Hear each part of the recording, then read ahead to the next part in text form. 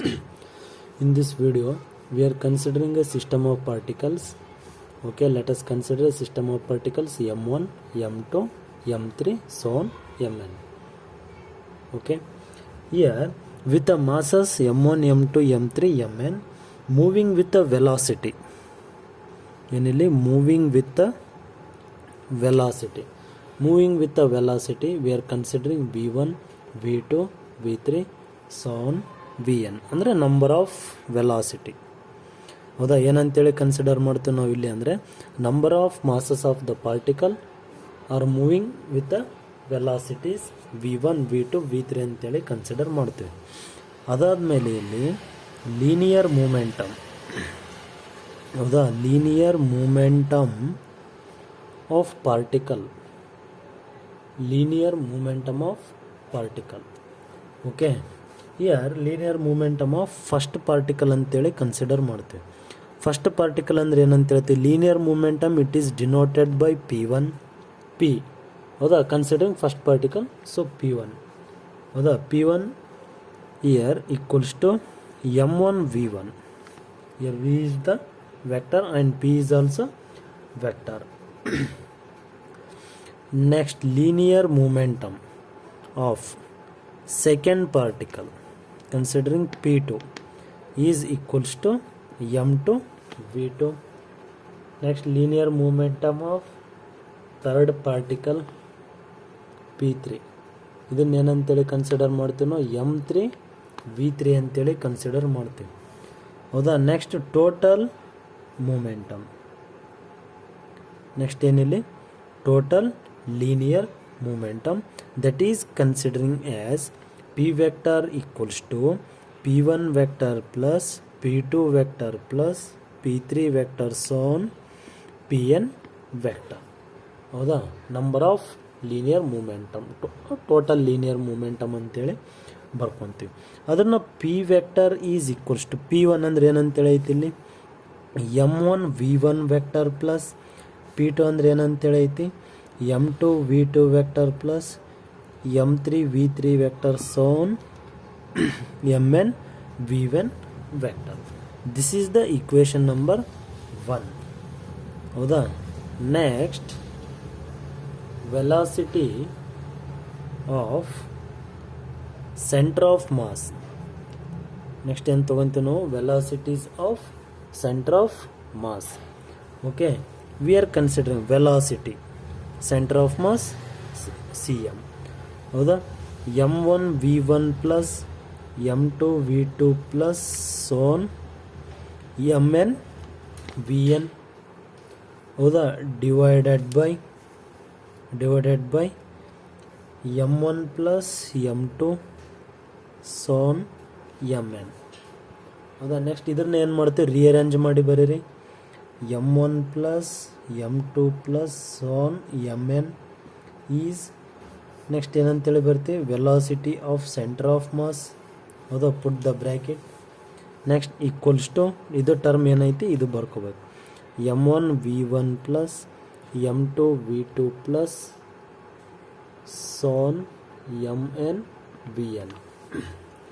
ಹೌದಾ, ನೆಕ್ಸ್ಟ್ ಸ್ಟೆಪ್ನಲ್ಲಿ ಏನು ಮಾಡ್ತೀವಿ ಇಲ್ಲಿ, ನೆಕ್ಸ್ಟ್ ಸ್ಟೆಪ್ನಲ್ಲಿ velocity of centre of mass. ಹೌದಾ, velocity of centre of mass ಅಂತೇಳಿ ಹೇಳ್ತೀವಿ. ಇಲ್ಲಿ ಎಮ್ ವಿ ಸಿ ಎಮ್ ಅಂತೇಳಿ ಬರ್ಕೊತೀವಿ. That is equals to m1 v1 plus ಇಲ್ಲ ಐತಲ್ಲ m1 v1 plus m2 v2 plus so on mn vn. This is the equation number 2.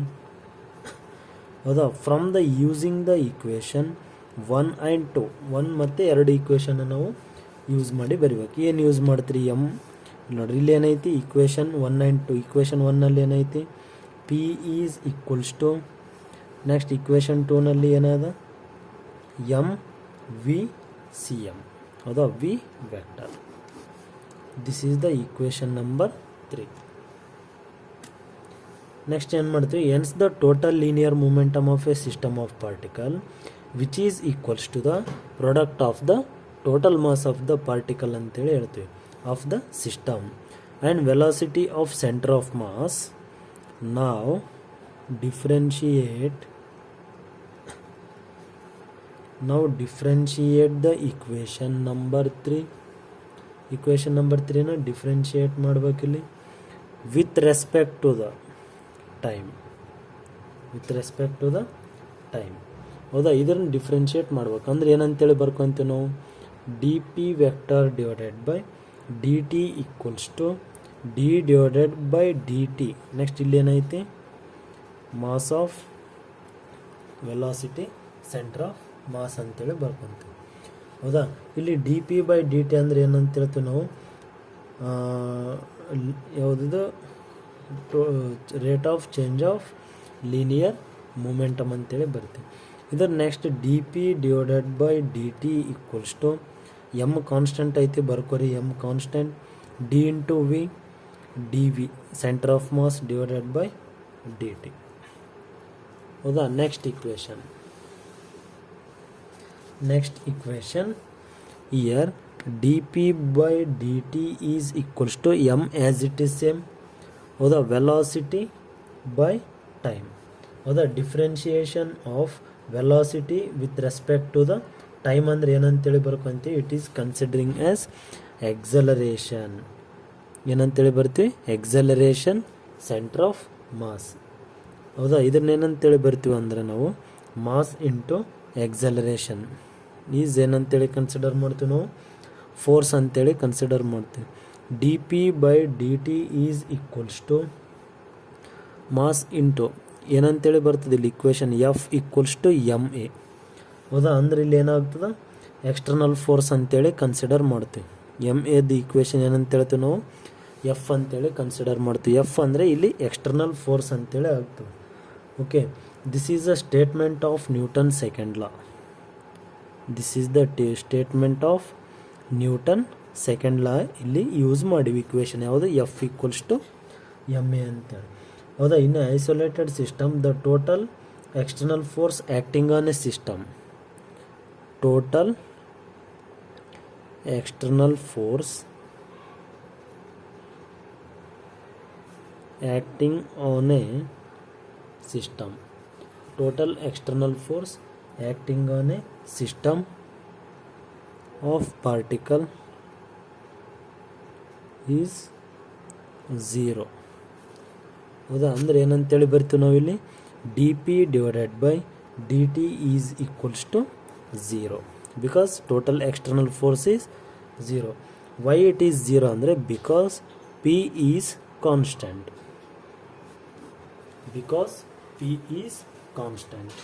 ಹೌದಾ, so external force on a system of particle is 0 ಅಂತೇಳಿ ಹೇಳ್ತೀವಿ. ಇದನ್ನು ಯಾವ ಥರ ಪ್ರೂವ್ ಮಾಡ್ತೀವಿ ನಾವು ಅಂತಂದರೆ, D P divided by D T is equals to 0 condition ಇಲ್ಲಿ ಅದು ನೋಟ್ ಅಂತೇಳಿ ಬರ್ಕೋಬೋದು. D P by D T equals to 0.